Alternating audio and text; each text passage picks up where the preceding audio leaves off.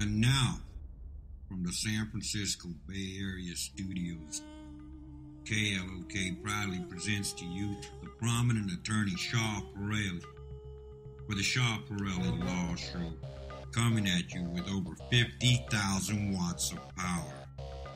The Shaw Pirelli Law Show, where all your views matter.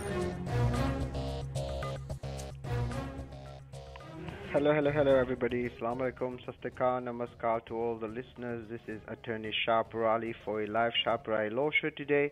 We are September 14th, 2017, and we have Franco on the board with us. Hi Franco, I hope everything is well.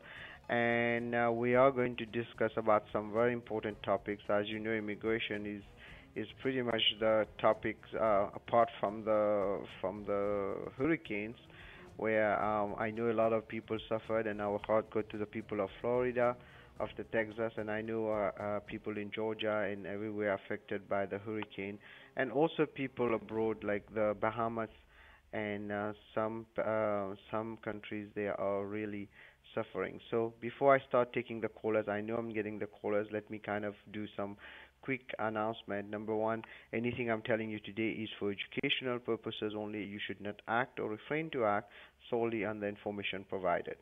If you have any questions, feel free to call our office 510-742-5887. The number to the studio today is 408-912-5565. And just to start, we have also so many news coming on immigration. Number one, as you know, DACA is supposed to be removed, and today we got an announcement that Trump came to an agreement with Democrats, but they have not said what agreement, so we'll have to check what we are getting from there. So there might be some good news for DACA. Well, not great news, by the way. And also the other bad news that we are seeing, TPS also might be affected soon. The TPS is a temporary protected status which is given to many countries, and some people are going to suffer if this is removed. They will be sent back to their country. So that's another thing that we have to watch out. There are some announcements from the news, but you know the way Trump works, until we see final details, we won't know what's happening. And also, of course, the visa bulletin came out, and luckily at least the EB1 came back current for India. But the rest, there was no great movement. That was probably the surprise of October, and there are some other things we will discuss during the show. Let me take one caller, Franco, and then we'll move on. This is Shah Pirelli. You're live on air. Hi, good morning, Mr. Shah. Good morning. Good morning. The long-time listener, first-time caller. Thank you for doing the great service to the community. Thank you so much for listening. Yes, sir. I have a couple of questions. Do you want me to ask one at a time? Yeah, just go ahead and ask. Usually I don't take more than one, but we'll do an exception for you. So thank you so much. I appreciate that. No problem. Okay. No problem. Yeah, I work as a teacher. I'm on H1, and my employer is suggesting my priority date is June 2008. And right now, I know it's January 2008 is on the current visa bulletin. So they're offering me if I want to switch to EB2. So they're charging me about $6,000 to $7,000. So with my priority date getting close, is it wise to spend $7,000 now? Okay. First of all, you are not supposed to pay for that. It's not allowed. It's illegal. Yes, sir. Now, it is worth it to go on EB2, but you're not supposed to pay for it. This is a very strict rule on that. Since 2007, there is a rule, and if you see on the labor certification form itself, there is a question asking, have you paid anything for that? If you say yes, the case is going to be denied, or it will be charged of fraud. So that's the first rule of thumb. Make sure that you don't pay. But if they're doing it for you, yes, it's worth it to move, because it doesn't affect your EB3. You can always go on your EB2. Just be careful about the payment thing, okay? Yes, sir. I mean, if they're asking, it's my employer and the lawyer both are same. So that's why they are charging me this amount. So since my priority date is so close, so I'm worrying about the extra $7,000. Yeah. Yes, sir. Yeah, And one. it is worth it to go on EB2 always, because you never know how things are going to move. But having said that, the part of the charging is an issue, because that's clear fraud and that can really create many issues. So if you want more details, you can give me a call at the office. We can discuss in private, but be very careful that I don't recommend you paying anything. If they're doing it, it's fine. It's worth it. But if you have to pay for it, you should not go for that, because that's definitely something wrong. Okay? Yes, sir. My next question, maybe it's applicable to everybody. So my dependents had tax identification number, but since my wife got H4 and my son moved to F1, they got their social security numbers now. So now, do I need to inform the USCIS that they got the social? They are not a tax identification number anymore. USCIS? No, you don't have to really inform them, but you have to inform on your tax return. You have to use their social. Okay. Yes, sir. Yes, sir. Tax returns I did, but I just want to make sure if I need to inform the Department of Homeland Security. No, you don't have to inform them, but later stage they will correct it. When you file anything, you have to put that new social security number. Okay? Yes. Thank you so very much, and really appreciate it. Good luck to you are doing a great all of service, you. sir. Thank you so much. I really appreciate your call and your kind words. Let me take another caller, Franco. This is Shabra. You alive in here? Hello. I think I lost the caller. Did I? I'm so sorry. You know, this is the way the system works. Everybody call at the same time, and okay, I think the caller is back. This is Shapra. You alive in here? Hi. Yes. I have a question regarding my wife. So Yeah. she was on H1B visa till September 1st, and she was working. She's been recently laid off, and her immigration said to apply H4 EAD, H4 just for the just to maintain the remaining status position. So right now we applied her H4, and I have applied H4 EAD for her. Now my question is, like, if she gets another offer, what should we say to the next employer, that she can transfer her H1, or she has to wait for EAD? Basically, her I-140 is approved. Okay, it's a very, very good question, actually. What you say? When was she laid off? September 1st. Okay, so as from September 1st, you count 60 days, which makes it around October 29, if I'm not mistaken. As long as you get a job within that time, you can do a direct transfer, even you have that H4 pending. So you are still in the kind of grace period. So you can use that, because there's a new law of grace period now. So you can transfer her. Just count exactly 60 days from September 1st. After that, then you will need to wait to make her work on the H4 EAD. Then, once the H4 is approved and H4 EAD, then what you can do, you can file an H1B for her, but you will not be using the H1B. You use the H4 EAD until the H1 is approved, then you shift to H1. Do you get me? If you do it like within the next 60 days, you can start working on the H1, even though it's not, because it will be an H1B transfer. But once you pass that 60 days, it will no longer be a transfer. That means you cannot work unless the H4 EAD is approved. You can work on H4 EAD, and then when the H1 gets approved, then you go on H1. So basically, since I already applied for H4 and we got the receipt for it, it's not approved. I mean, we got the receipt for H4 and H4 EAD both. So you are saying, like, if within 60 days, we can still do H1 transfer and roll back the H4 EAD? Is that what you're saying?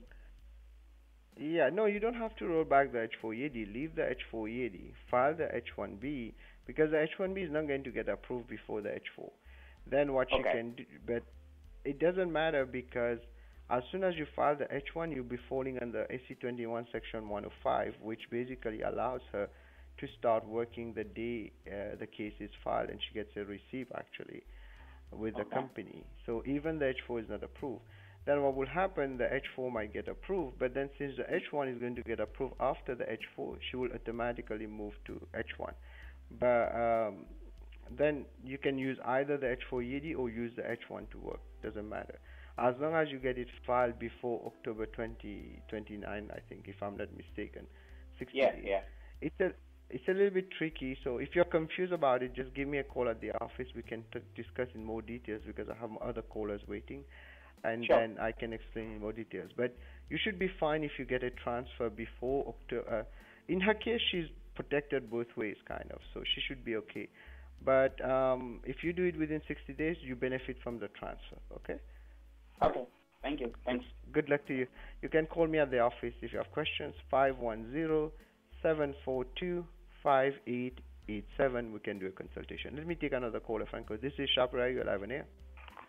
Hi, Mr. Shah. This is Nikhil. Thank you so Hi, much sir. for taking my call, first of all.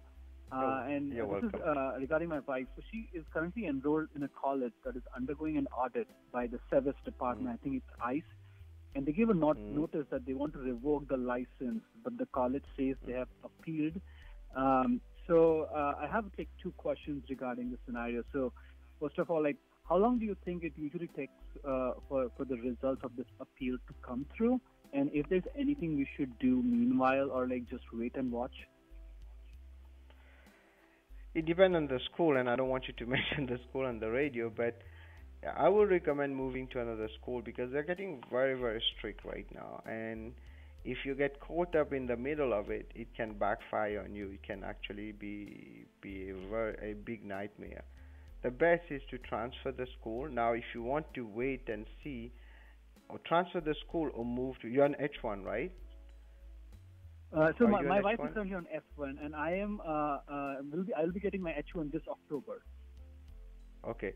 So what I would recommend is either you transfer her school, or as soon as you get your H1, file her H4. Or you can file the H4 right now. It will be approved after October anyway. So to be on the safe Got side, it. I would recommend doing that. Because if the school is already that, it's a 50-50 right now because many schools are appealing it, but they are making it so difficult. Once they start targeting a school, they don't leave them alone really. They keep going on and on and on until. But if you're lucky, you complete your course, but then later it becomes a headache.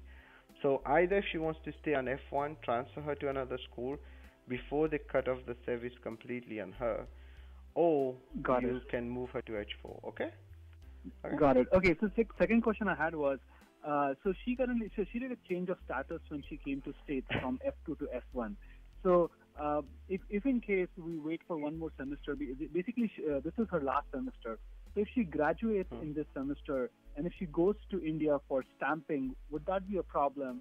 And or we should postpone her graduation to the next semester and go before the graduation for F1? Yeah, that's going to be hard to analyze in like 30 seconds. So Got it. it's very hard to tell because I don't know the school, I don't know her situation. So the best is to make sure that she doesn't fall out of status. But worst case scenario, she can always leave the country and come back on an H4 when you get your H1. So it's a lot of factors, and I have too many callers kind of to explain Okay. it in details. But That's fine. give me a call at the Thank you so office. We much. can do that.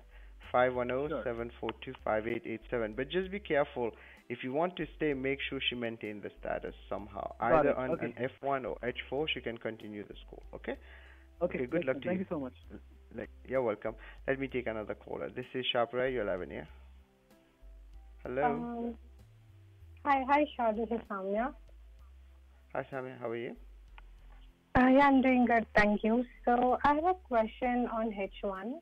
I recently got H1 picked up in the lottery and also got approved later on, but it was approved as notified.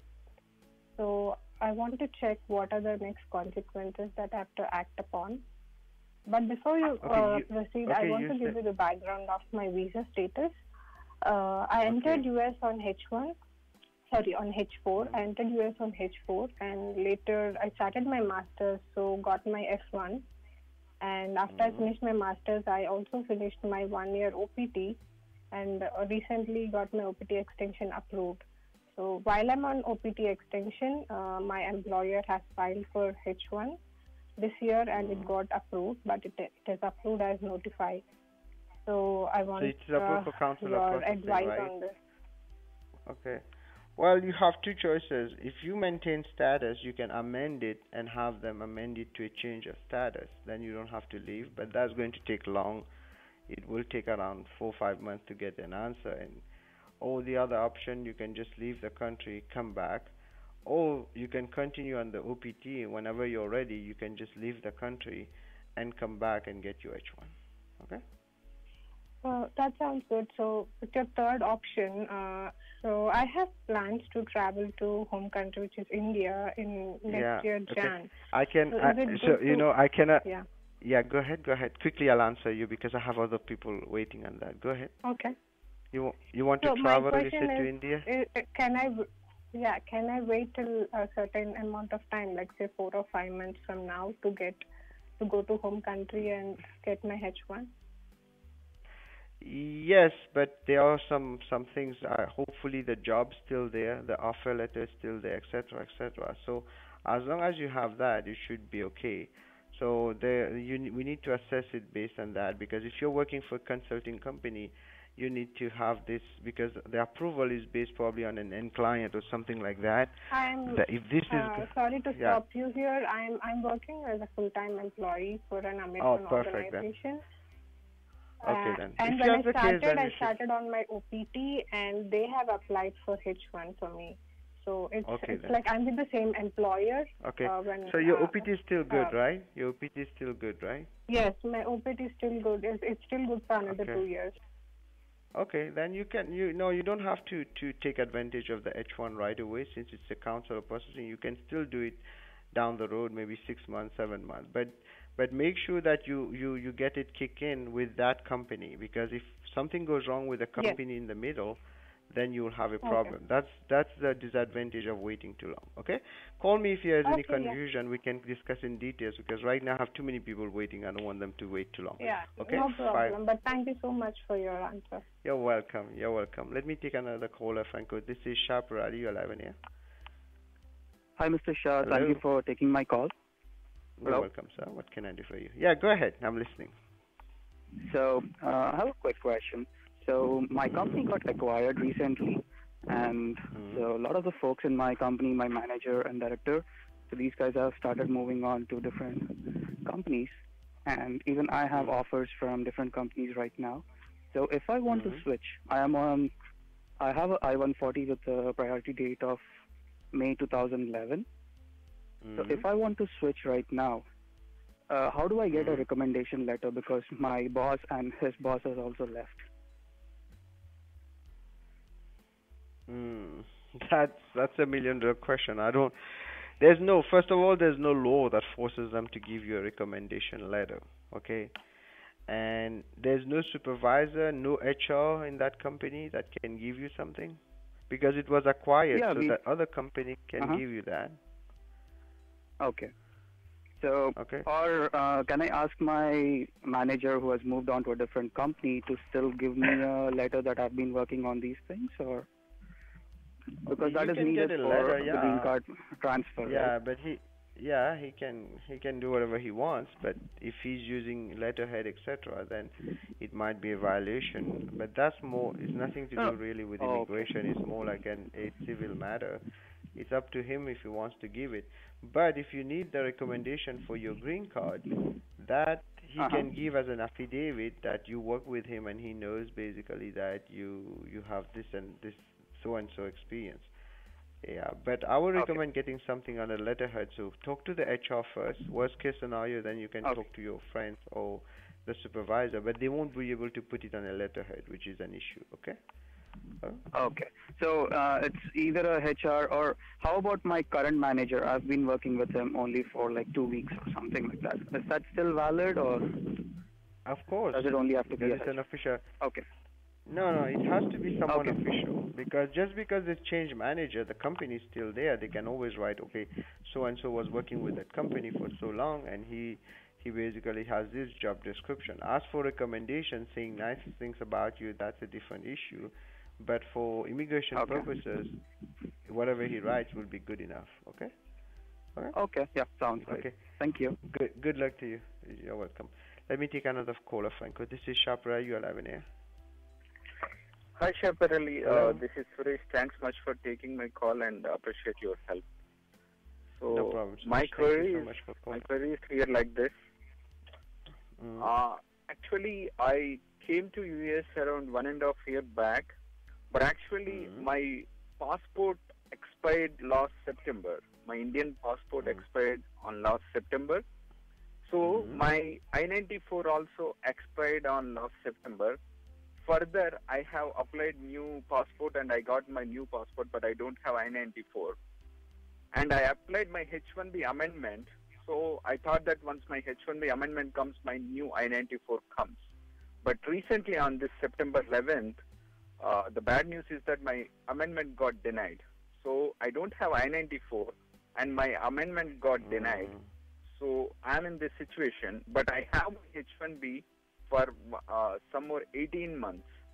Okay, so this is my situation. So what should I do now? Well, you have a big problem here because it's the I-94 that controls, not the 797. So if your I-94 has been terminated, and you basically were staying here kind of unlawfully and unlawfully working for 1 year. So there is no real way to fix that.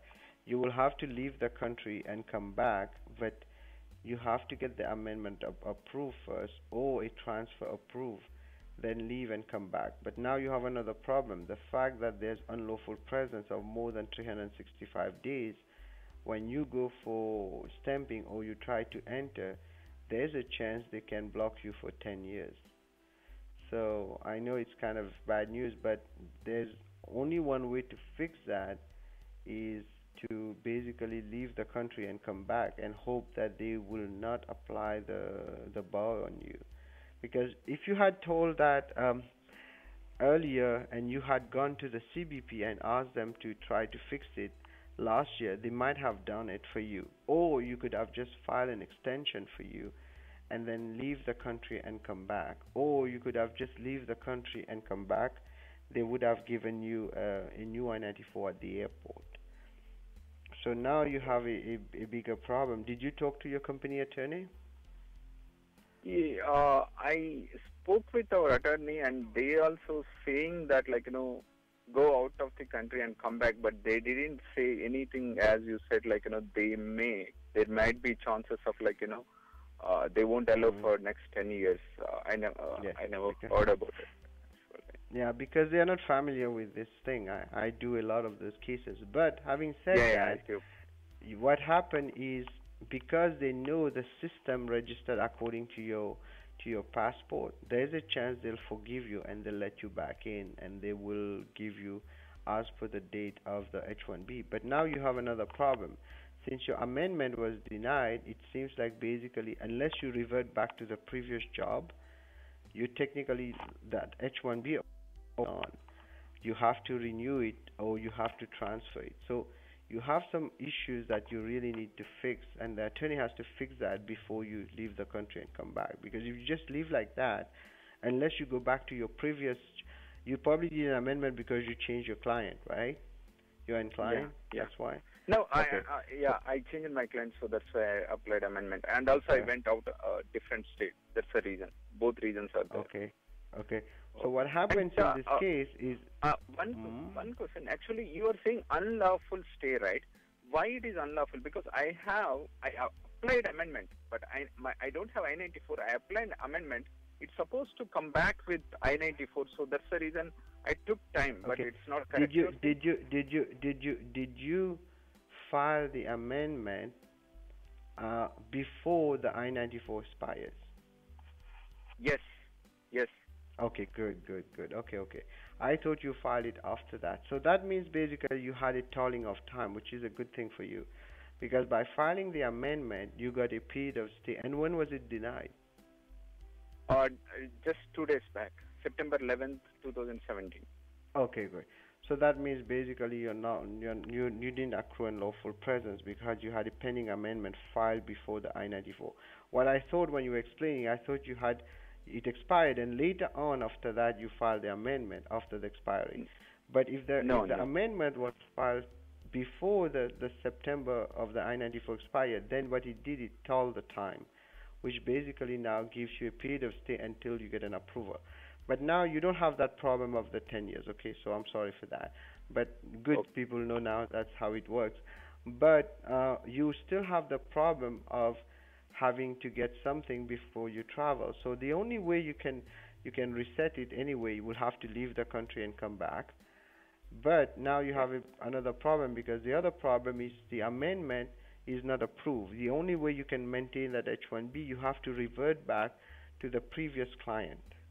It becomes a little bit complicated, and it's very hard to explain that in in those few minutes on the radio. So you need to make sure you have a good H-1B to travel, because right now you are in a limbo H-1B. The only H-1B which is valid if you go back to the previous client. And if you are with the new client or the new state, that means you no longer have a good H-1B. So, but the rule of at least the rule of 265 days doesn't apply to you. That's a good news. But you need to get either a new amendment file or a transfer, leave the country, come back, or the best is to go back to the previous client. And give me a call. We can discuss in more details. But you need to be careful. Let the attorney know that. Otherwise, if you leave like that, they won't let you back in. Okay? Not for 10 years, but until you get an approval, they won't allow that. Okay? Good luck to you. Okay. So let me take another caller. This is Shapra. You're live on air. Hi. Hello. My name is Hardik, and I have a question. Hardik. So I have a question for my parents. They came to US last week on a visitor visa, and I'm planning to take them on a cruise to Mexico. It's like a closed loop cruise, and actually I googled for them whether they need a visa for the Mexico, and I think they don't need that visa. All they need is the passport, valid passport. But I have a question for the US. So when they come back, do they need to go through the immigration, like when they come from India and to the airport, they ask all the questions and they stamp the visa, like the stamp on the passport. So you're going on to Carnival cruise, right? Right? Carnival cruise. Carnival cruise. Yeah, Carnival cruise. Okay. So usually the questions are not that strict. As long as you have your visa or your I-94 valid, they will let you enter, because it's done at the inside the ship itself. When you're entering the ship, when you disembark, then the whole custom thing is done on the ship itself. So it's not you're going to Ensenada, right? So right? Yes. Yeah. So they will do the checking right there. So it's not a difficult one, but it's not that strict like the airport. Usually, because they know these are cruise members. So, but if you don't want to get any issue, then just let them stay on the ship. Don't go in. Don't go outside in Mexico. But it's not that strict like at the airport. Okay, so you're saying that from the at the immigration in the U.S. they won't have any issue as far as they have a valid I-94, which they have, and for the Mexico, you're saying that it's not strict, but it's good to stay on the cruise and don't go into Mexico. The big checking will be done once before you even enter the ship again. Once you leave, you go on land. When you come back, they will do one check, and then when you where are you taking the cruise in? From Florida? From Long Beach, California. From Los Angeles, right? Los Angeles, right? Yeah. So then in Los Angeles there will be another clearance. It's not that strict like the one at the airport, but they do check to make sure that anything you brought with you, etc. But for elderly people, it's usually not that hard, so you should not be worried about that. Okay? Okay. Thank you, Mr. Okay. Shah. Good luck to you. So, ladies and gentlemen, we talked a lot today. We had so many callers, and usually I'm doing longer answers than I do. But now, because of all the things going on, I want to make sure people understand, because many of the issues we are seeing now we were not seeing before. For example, now we have grace period, 30 days, 60 days after the H-1B is terminated, etc. Plus, also we have a new government with Trump, and also we have all those small issues like no premium, which is causing another problem. So all those issues has to be factored in. And just like the previous caller before the one I just took right now, told me, one in the middle of it I kind of misunderstood, and I could have given him completely a wrong answer. But luckily we were able to correct that. But that's one thing that happens oftentimes, right? If the information is not right when we receive it, or I misunderstood, wrong answers will come, and that's where experience come into play, right? So whenever we are dealing with those cases now, it's not only experience, it's knowledge of the law, the tricks of the trade. So we have to all put this together, and luckily we are able to help people using this method. So if you need any help, you can always call our office 510-742 5887, 510-742-5887. We're going to take a 2 minutes break, and then we will be back after those messages. Don't go anywhere. Anything I'm telling you today, anything I'm telling you today is my opinion. You should not act or refrain to act solely on the information provided. You should contact an attorney if you have any questions. This is Attorney Shapirali. We're live today. It's September 14th, 2017. And I have Franco on the board. Thank you, Franco, and we will be back after those messages.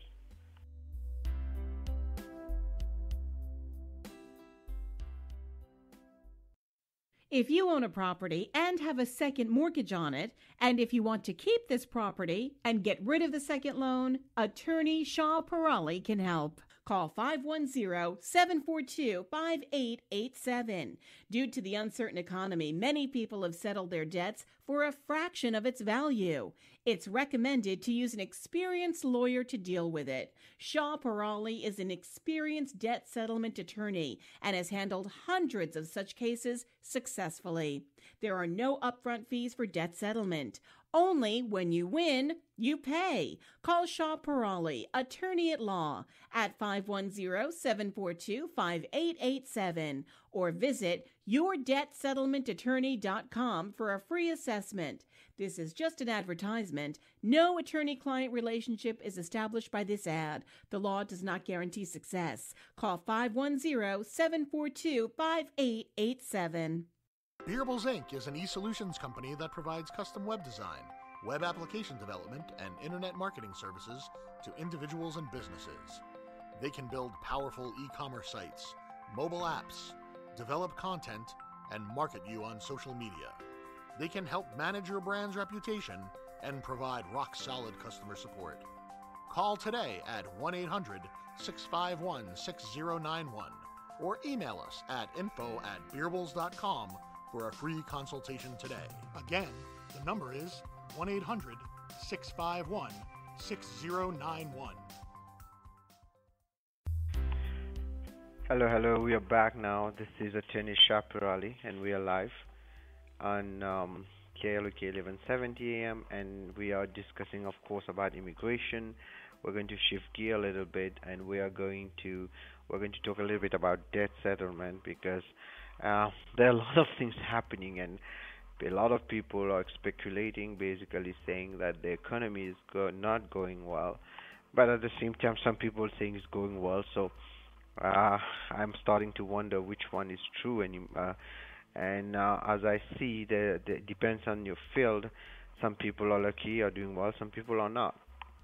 So what happens to those who are really kind of suffering or facing hardship?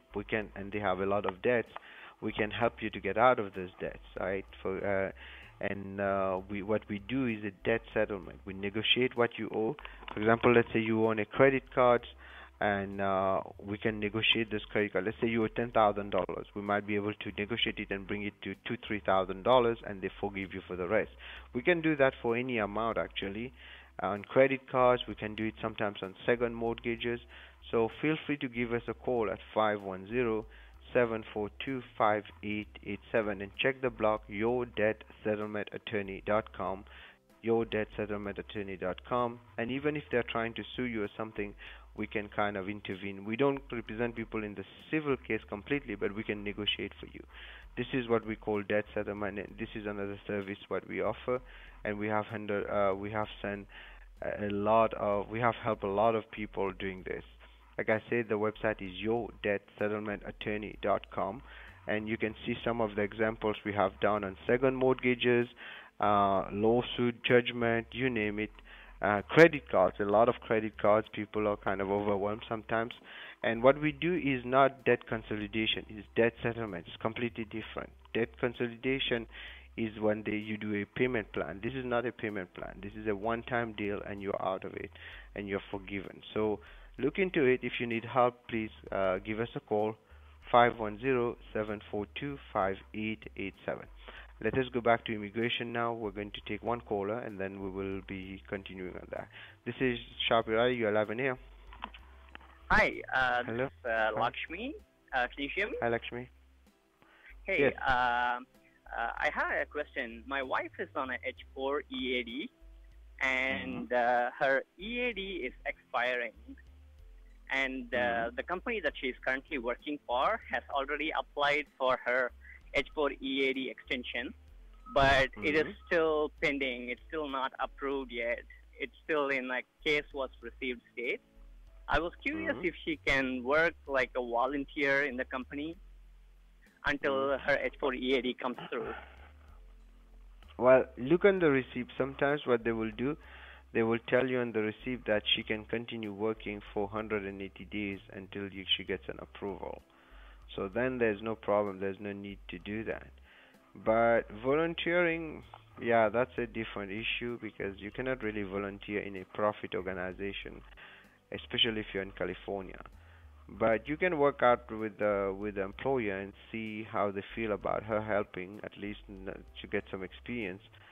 But usually the best is to look at the receipt. Technically, there's a rule, but they put, I don't know if it is, I don't remember for H4EAD. I think it's for H4EAD also it applies.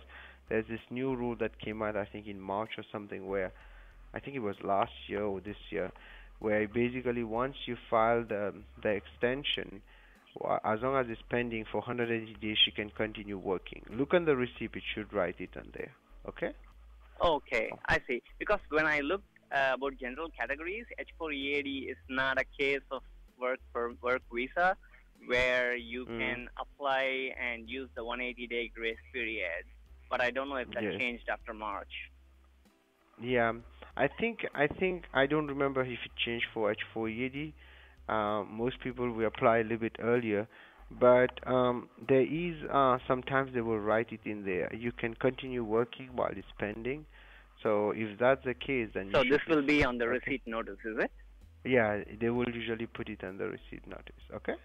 Okay. All right, so thank because you very I much. was confused too myself because I saw some have it, some don't have it. So I'm kind of trying to make sense of it, and I got so busy with other stuff I didn't double check on it. But check on it, and then if there's anything, give me a call at the office, 510-742-5887. Okay? Good luck to you. So let me, I don't know if I have more callers. Fine. This is Shapira Yuala. Okay, so ladies and gentlemen, we won't be taking more callers now because I wanted to cover the topics before we close. And so we were talking about some things that are happening. Of course, for DACA, the Deferred Action for Childhood Arrivals.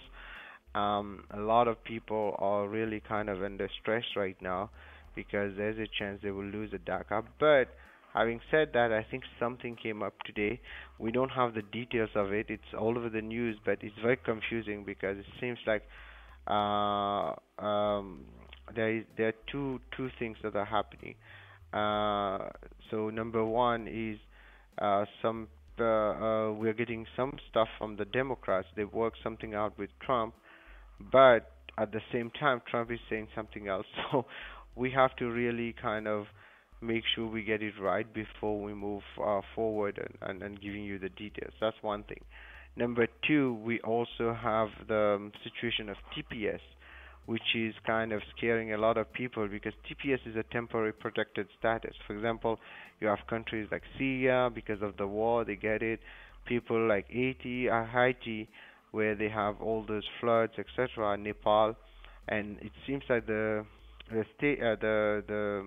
Homeland Security have kind of indicated they might be taking away some of the TPS. As you know, the TPS is temporary, so usually they never take it away, but they have a right to do that. So The question, will they do that? We will have to wait and see. But this is something that this is something that people are kind of looking at in the future, if this is going to affect them and their life. So if you have a TPS, I recommend that you look into other avenues, for example, asylum or U visas, etc., because we don't know how long this is going to last. If the country is no longer under the TPS protection, you might not be able to stay in the United States. Now, the other news that came, of course, is the EB1 became current for India, which is a good news. A lot of people were getting worried about this, so take advantage of it. Hopefully, it will not be backlog. It will stay like that. For October now, the EB1 is becoming current for those who have an I-140 approved. So hopefully you get your green card soon. As for the EB2, it moved to September 2008 for India, and also for China for May 2013. And Chart B didn't really move while it stayed on February 2009, which is not great, unfortunately. It's stuck there. But Chart A has moved a little bit, which is good to hear. And also, we are seeing progression on the EB3, which is a good thing also. It's October 2006. So now, I don't want to make a prediction, but that was probably the October surprise we were hoping of. And the October surprise was we got only EB1 current, really something good for people. Now, having said that, I think it's still, at least we are lucky there's no major retrogression, which is not really going to be helpful. So now, ladies and gentlemen, I just wanted to recap that if you need help with any immigration issue, especially with all the issues we are seeing right now, RFEs, you name it, feel free to call us to get a second opinion, at least to a consultation, 510-742-5887. And now I think, like I said, anything I told you today is for educational purposes only. You should not act or refrain to act solely on the information provided. You should contact an attorney if you have any questions. And I think, my friend,